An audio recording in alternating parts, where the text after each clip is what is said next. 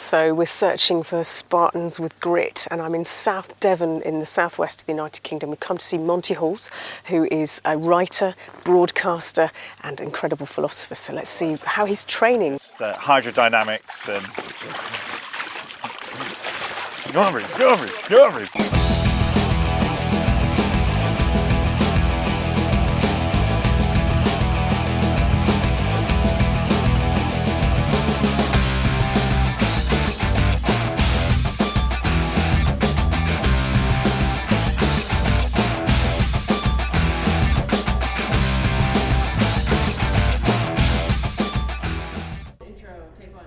How you doing? Johnny's opening. Johnny. Hey, welcome. We are in Pittsfield, Vermont, in the gorgeous barn here, doing SpartanPodcast.com, and I'm surrounded by some... Sort of. Spartan Up Podcast? SpartanUpPodcast.com. Yeah, Thank you very much. My pleasure. That's, in fact, exactly why Sefra's here. In addition to being a rewilding expert, she also keeps us on track. Thank you, Sefra. You guys, it's mutual. Joe's here because we had to invite him because it's his barn. So Joe DeSena from Spartan. I had to come. Thanks for having us. Absolutely. And we don't really know why. No, I mean, let's tell the truth.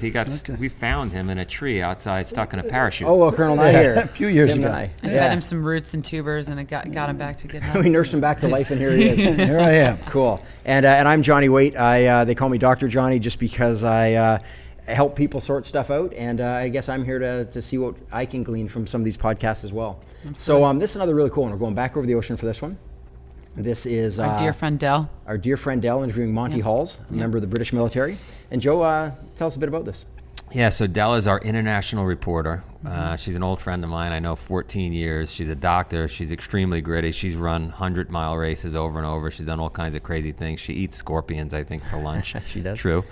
And she interviewed Monty Hall, ex-member of Royal Marines.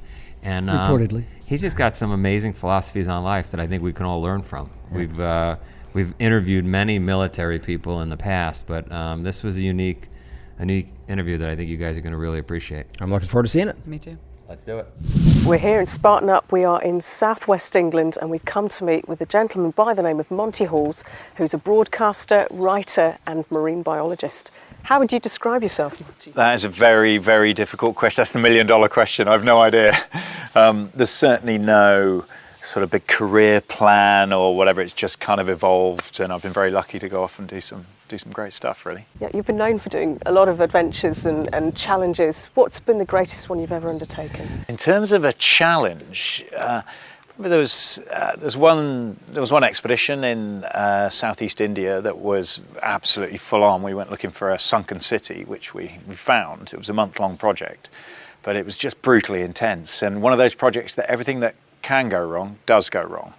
On the first night we were there, one of our expedition members was attacked by a dog, and our security guard was stabbed. And I remember thinking, month to go. This is day one, so it's one of those projects, really. And how did you deal with that mentally? Because having somebody stabbed in your expedition, that's one of the more worrying things to go through. I think when you're in the field and you're on a project, you're kind of in zone, really, and dealing with things that are thrown at you is it's part of the deal, really. And I think particularly with leading the projects as well. And you kind of expect the wheels to come off. There's a great expression that says no plan survives contact with the enemy, which is a German general in the First World War, and that's so true. You make all your plans, but just assume things are going to go wrong at some point, and mentally that gets you in the right place, I think. And a lot of people might know you from having been stuck on a remote island in Scotland. It wasn't really a survival show. That was one of the problems we faced, is that everyone assumed it was a survival show, and there was a bit of a backlash in the press, because the press were like, he went to the pub and he ate cake and he went to the local bistro and all that. And we filmed all that. That was the whole idea, was just finding what it was like to live in a remote community on the west coast of Scotland. And it was fantastic. It was transformative, really. What did you learn? What transformed? There were a number of things. I think I learnt that wherever you go, whatever environment you go into, it's very important to communicate with the local people, with the people, and learn from the local people. Now, because we were filming a TV show, we had to do that. We had to go and interview fishermen and crofters and stalkers and gamekeepers and things like that. So I learned a huge amount from them. I think I learned a great deal about identity as well, because there was a lot of times it was really hard. there's an impression when you see the final edited version that it's all sort of stag on the beach and otters going by and all that. And actually, at times it was hard. There was a lot of midges up there, and it was miserable, and I was cold and tired and hungry, and I wanted to come home a lot of the time. And I think you take a really good look at yourself there and think, well, why am I going to carry on? Why am I going to finish this thing? And it goes right back to your identity, right? Who you are, and yeah. And what did you learn from the identity of the people that actually live in that environment all the time? They're very close-knit. They're as hard as nails. We tend to be very soft, I think, in our modern cosseted life, certainly in the West. Those guys up there reset what you think is a hard man until you meet an Outer Hebridean crofter. These guys go out in all weathers. They have to, look after their animals, or to go fishing or whatever. And it's actually what you can deal with, what your body can cope with. That was a big lesson up there. We forget that. We've lost that somewhere in supermarkets and central heating and duvets. But we can cope with anything. We're tremendously adaptive. But when you go to places like the Outer Hebrides, you still see that. And do you think this is something that maybe you have inherently, or is this something that you can learn, that kind of grit? Oh, I think we've all got it inherently. And there's a tremendous expression that says we're all 7 meals away from a savage. And what that means is, suppose you miss dinner tonight, breakfast, lunch, dinner tomorrow, breakfast, lunch, dinner the day after that, you would be out foraging, looking for food. You wouldn't worry about getting wet and cold. You'd want to feed. And that DNA, that hard drive that we all have, is of this fantastically successful hunter-gatherer, this incredible, the most successful predator that's ever lived on planet Earth is us. You're the most fearsome creature that's ever walked. And we forget that sometimes, I think. You've used the word success. What does the word success mean to you? The word success, I think, means fulfilling your potential. We've all got immense potential to do things. There are always reasons not to do things. There's always a reason to give up in a race. There's always a reason not to try something, because there'll be loads of people telling you not to do it. And I always think you'll never dislike yourself for failing. You'll never give yourself a hard time for failing, but you'll hate yourself for not trying things. When you're on your deathbed, having failed at things won't bother you, but having not tried stuff will haunt you. That's incredible advice. And what projects have you got in the pipeline? Oh, blimey, we're filming a series for Discovery called Lost Worlds, which should be out early next year, which has been 6 one-hour shows going off to remote parts of the world where people have never been before. And you've got to struggle nowadays to find those. Doing a thing in the Monarch Islands pretty soon off the west coast of Scotland, to go and look at this mass aggregation of grey seals. Then we're off to getting a new boat built at the moment to try and go to South Africa and follow the sardine run next year down the coast, up the coast. Off to Komodo soon to go and do some filming there. So all sorts of things happening. And why do you do these kind of things? I don't know why I do this time. I thoroughly enjoy the organisation of them. There's always that thing of, just one more. I'll do one more, and then I'll knock it on the head. And all this stuff, this is all very noble and all that, all the things I'm saying, but you should hear me on the phone to my girlfriend when I'm in Borneo and I get reception. I'm like, I hate this, I want to come home, I think we're all a bit the same, that I love being at home and I love being with my family, and there's this great expression that you hit a certain point in life where the best part of going away is coming back. And I'm thoroughly at that stage now. But I think it's healthy to go and slay dragons. We all need to go and slay dragons every now and then. And, there's always another dragon that needs slaying. I think it's good for everyone. It's good for your home life. It's good for you personally to go and slay a dragon every now and then. And has fatherhood changed your perception of grit and challenges? Yes, it has. I mean, certainly in terms of what a woman goes through, having a child. Just forget anything I've ever, forget it, it's not that much of what a woman goes through having a child. I mean, it's absolutely awesome. And then afterwards, caring for that child, it's the ultimate endurance event. It's utterly mind-boggling, So it has sort of changed my perception of what sleepless nights are, but it's also what the rewards are as well. It's just fantastic. I hope you're not sitting still while you listen. If you are, you better get a burpee break in.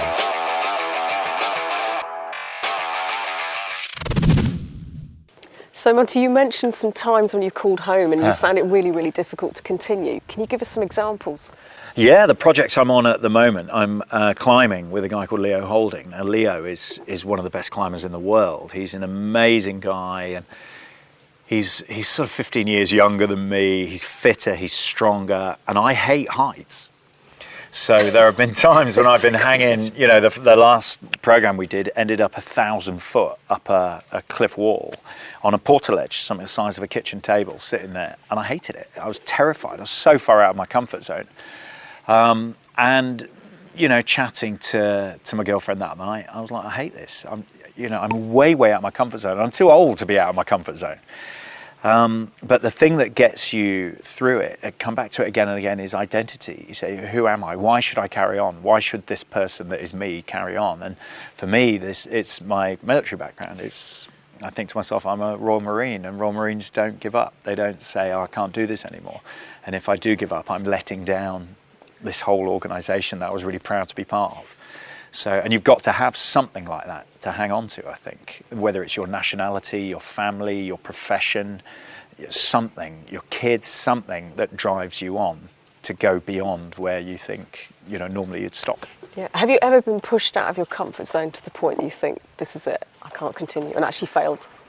Well, there's another interesting, it's a philosophical question. That's an interesting question, because by saying, no, I can't do this, sometimes it's an incredibly brave decision, that. And you see it on dive boats a lot. It's huge pressure on dive boats that often if you don't dive, if you say no, it means your mate can't dive. And that's the reason there's a lot of diving accidents, is people go beyond their experience level and their skill level. And sometimes the bravest thing you can do is say, do you know, I'm not good enough to do this dive. I'm sorry, I'm not doing it. I'm not happy with this. So I think there are times when you just have to acknowledge you're potentially going to enter a dangerous situation. You're going to put other people in danger by carrying on. So I think it can be a very brave decision to say, no, I've had enough. Have I? Oh, yeah. We attempted a world record row around the Eddystone Lighthouse, 90 miles. This was last year. And we hit a point, me and the girl I was doing it with, were like, no, you know, it was getting dangerous, and we were both completely exhausted, and we turned around 9 miles short of our destination. We turned around and came back. So, but again, I look back on that, I think that was a brave decision, actually. So do you think knowing your limits is a strength? Yes, I think knowing your limits is a good thing. But do we all actually really know our limits? I'm doing this ludicrous race in a week's time, this man versus mountain thing. I will want to give up. I will, at several points, think I am at my limit. I can't go on. And actually, I won't be. Actually, it's extraordinary what your body can do, isn't it? You're capable of the most amazing things. Is it mind or body at that point, do you think? Oh, it's mind, unequivocally. But, you know, we are the greatest running creature that's ever existed. We can run down any animal on Earth. It might take us a few days, but we are the most perfectly designed running animal that's ever existed. And you've got to remember that sometimes, that this sort of sofa-bound slob within me will be saying, oh, just go, you haven't got anything to prove, just give up, go on. But actually your body's like, no, I've still got loads left in me. And there's a great expression that says when you're lying on your deathbed and you sit there looking at your feet and you say, well, feet, have we had a good life? You know, are you completely burnt out? Is there anything left in you? And if your feet say, well, do you know, I've still got loads of miles left in me, you're going to be pretty cheesed off, I think. That's a very good point. Yeah. You've mentioned lying on the couch. What about those days when you really do think, I can't go on, or I can't? What gets you up in the morning? What really motivates you? Oh, the family now, you know, I love being with the kids. They're absolutely hilarious. It's like living with two small, very drunk Royal Marines all the time. So that, you know, that drives me. And I think this awareness that the clock's ticking, and, you know, as I said, unfulfilled potential is the biggest crime on a personal level that anyone can commit, I think, on a personal level. That, you know, when you finish your life and think, you know, I never gave it a go. I never explored who I really was and pushed my limits. And that's a terrible thing. You're an amazing bit of kit and you can do anything. If you turn your mind to it, you can do absolutely anything. And I think not to explore that. I think that's what drives me, is the horrific thought of lying on my deathbed and thinking I did 30% of what I could have done. So. And how important is it to you for your children to push their limits in life? Yeah, you can't pressure them too much. I think they've got to find their own way. And Bruce Springsteen came out with a great expression because he worried about his kids because he was sort of reasonably working class. And of course his kids have got a multi-millionaire dad. And he was worried about spoiling them. But a friend of his said to him, don't worry about that. Life will knock 7 bells out of them. Life knocks you hard. You don't need to push kids hard to find their limits. Life finds their limits. So there we are. Very Big good old yellow van. And I think you need a touch on the tiller. You need to sort of guide them in the right direction and encourage them. And there's been a lot of work done recently about what actually is good for children. Is it reinforcing success, saying, oh, you did that brilliantly, you're amazing, you're fantastic, which means sometimes they won't try things that are beyond their limits because they won't get praised, so they won't develop. They're scared of failure. Or do you praise failure? Do you say you tried so hard, well done, and you kept trying and you didn't do it, but the main thing is that you tried. And so that's what I'm going to try and do with my kid. So. From all you've learnt from doing these things, what advice would you have for people that are trying to overcome an obstacle, whatever it might be in life? I think it's 3 words. It's choose your attitude. And what that means is you ultimately decide whether you're going to succeed or fail. And there'll be a huge amount of external influence. There'll be lots of people telling you you can't do it. It'll be very easy for you to blame circumstance, logistics, budget, administration, the weather, whatever. But ultimately, it's your decision whether you stop. And when you stop doing something, it's always at a time when it's hardest, whether you're most tired or the money's running out or whatever. But then you will revisit that decision later on, and you'll judge yourself on that decision. So it's entirely your choice. And I say you choose an attitude about whether you're going to carry on. You think to yourself, right, I'm going to make the most of it and I'm going to stagger on. Or I'm making the decision to knock it on the head. But it's a personal thing. It's not. No one else makes that decision for you. And we all blame external things, but it's only you that makes the decisions. So. Obviously, we have a lot of obstacles in life. What have you learnt about mentally overcoming obstacles that you can translate into overcoming physical obstacles? I think perhaps the main thing is you don't always succeed. You know, that's something that comes with age, I think. Just understand, knowing when you're whopped, knowing when, I'm beaten here, and maybe trying a slightly different approach. And I don't want to be negative about that, but there are times when you just think, I'm not sure I'm going to crack this. I'm going to try something a little bit different. But it should take a long time to get to that stage, to counteract that. And I don't want to sound like I'm contradicting myself. One of my philosophies is there is always a solution. Sometimes you've got to look pretty hard, but there is always a solution. And I sort of always think it when I'm doing expeditions and doing big projects, when things seem insurmountable. You can't raise the money to do what you're trying to do. You can't. And I sit down and think to myself, there is a solution here somewhere. There is always a solution to a problem, but sometimes you've got to look really hard. What techniques have you learnt personally to overcome or to develop obstacle immunity? You learn through failure. Failure is the cornerstone of success. If you haven't failed at things, then you are not working to your limits. Top figure skaters fall over thousands and thousands and thousands of times. These are world-class figure skaters. Good figure skaters never fall over. So failure is that real cornerstone of success. So you have to learn to live with failure. And I've failed at things so many times, but it's regrouping and thinking, right, what am I going to take from that? There's no such thing as failure, because you fail and you learn a little. There's a little success in there somewhere. You've learned something that's made you a little bit stronger the next time you take something on. And I think it's that philosophical approach of thinking, okay, it didn't come off this time, but what did we learn? So how would you define grit? Define grit. I'd say it's an uncompromising approach to your own limitations. A refusal to accept your own limitations. That's probably grit, I think. That's it. Thank you very much, Monty. I think we can add philosopher into those titles. Thank you very much for speaking to us. No problem. expeditions, such a great word. Monty Hall, really cool guy. I liked a lot of what he had to say. That 7 meals from being a savage thing, right? So I haven't then eaten. you guys are all I going to want haven't to learn eaten some skills. 6 meals, so Didn't he say? I mean, pretty crazy, right? On his expedition, someone gets stabbed, right? And I don't know. He's certainly had some life experiences. Let's see what else. You know what? I really like how he said humans were perfectly designed for running, right? It goes back. I mentioned the Kalahari Bushmen before, but I mean, you think We are back hunter-gatherers. we are hunter-gatherers, yeah, and it's in our DNA. As he said, I think it's like, vegans would argue with that. No, they're gatherers. They're gathering. Right. Vegans? Good point. Yeah. Good point. Yeah. They're No, gatherers. but in But truth, they don't believe in the hunting, though, right? Sure. They don't. Well, I mean, there's so a it lot of kinda people that leaves would out the- argue that we didn't hunt, right? We picked and foraged and. But definitely hunted. Bottom We line, know. bottom line, though, We hunted. I'm We just saying there are hunted, people out whether there. it was good or bad. bottom for line us. is we were out there fending for ourselves I mean, and for one another. There's breatharians, right? They live on prana and light, so there's many different ways you can go with that. But back to Monty Halls. So incredible guy. He talks about putting yourself out there. And I really liked when he was talking about that no plan survives contact with the enemy. I was going to ask you about that because is that Mike Tyson saying everybody's got a plan until you get punched in the face? It's 100%. It's exactly correct. That's an old military expression, but that's exact same analogy. Yeah. Right. Yeah. I mean, and I'd said it on a previous. The enemy gets a vote. Right? So you get the best plan you want, but the enemy gets to have a plan as well. Right.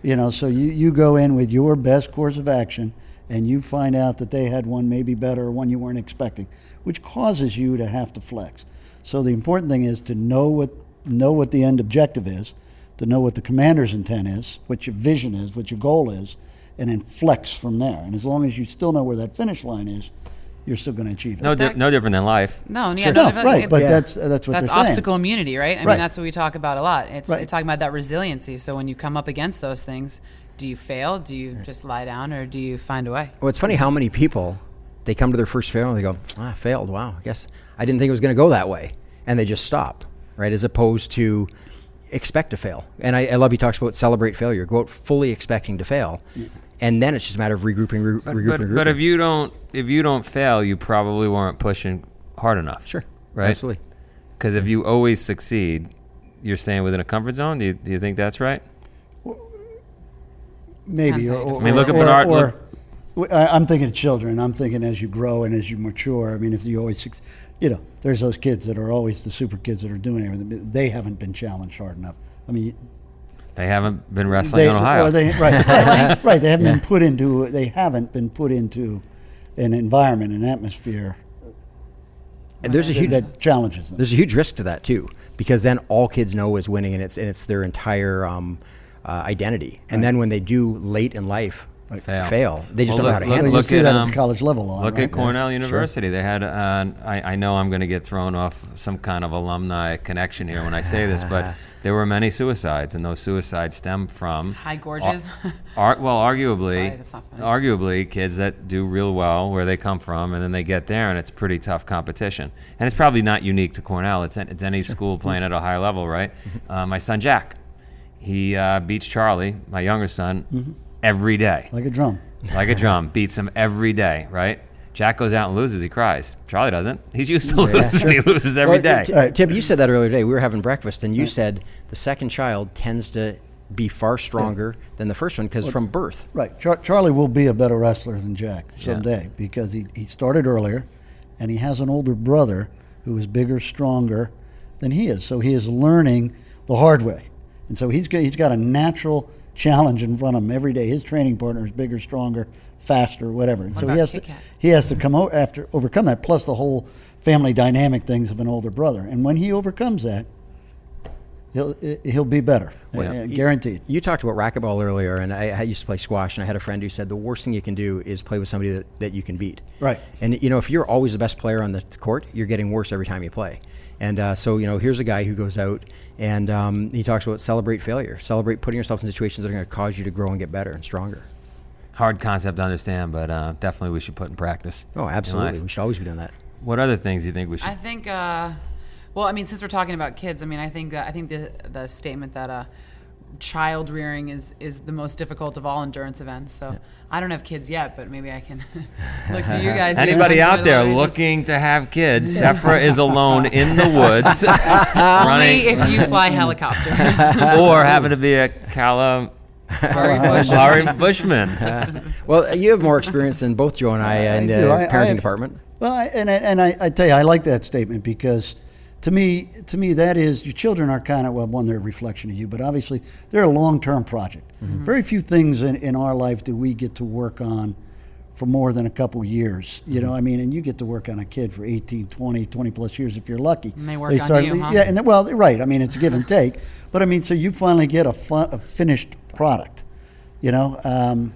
And so I think that may just leave you. Well, but it's, again, you're going to work on that like it's your career, right? Yeah. And you hopefully put more into that than you do your career. The family's got to be number one, right? You know, I'm so glad you brought that up because you don't necessarily get monetary rewards for doing it, right? You don't get all the things, those expectations that we have with everything else we do in our life, those little rewards, those cookies, the money, whatever it is. And I can't tell you, we talked about Pittsfield before, how many people say, well, I've worked here for 2 months and nothing's happened. I haven't made any money. Or people that have worked for me over the years, we're always hand to mouth. I've never had big funding to start up any business and said, well, I've already done 2 years of work and I thought I'd be vice president or president, this or that, in 2 years. I did 10 years before I made $1. And you just described 22 years with a kid where you might not get any reward. Right. You know, you don't know where that outcome is. I mean, right. you want it to be this, but, you know, there's a lot of detours along the way. I mean, I entered college in 1975. I graduated in 1985. Wow. You know, so there were 10 years there to get through 4. 5 years in the Marine Corps in the middle. But I mean, are we sure he's the right person for our podcast? No, it doesn't sound like you're slacking. No, but I'm saying, you know, there's detours along the way, so you're not always sure of that final product until well down the road. Yeah. So I think it is. Listen, I just became a grandfather 2 days ago. Congratulations. So, and I've got pretty high-functioning children.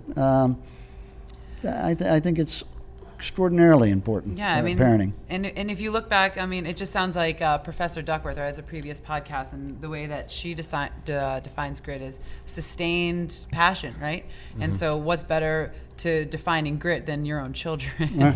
Well, I mean, that's something you're obviously passionate about. Right, and you talked about you don't get money from that. You get pride.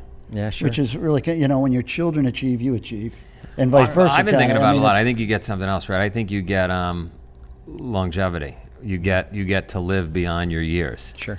Right, because we're going glory days. You get the well. I mean, we're going away. We're not living, but they're gonna keep going. We're at an age right now where we see a lot of friends' parents passing away, and I always send the same comment. I say, but they've left a great legacy in you. Yeah. And when you think about it, that really is when you're gone. That's what's going to be there. Your kids and their kids and their kids, and what are you putting out into the world? That's it. And when I loved also on that same note when he said, life is going to challenge your kids.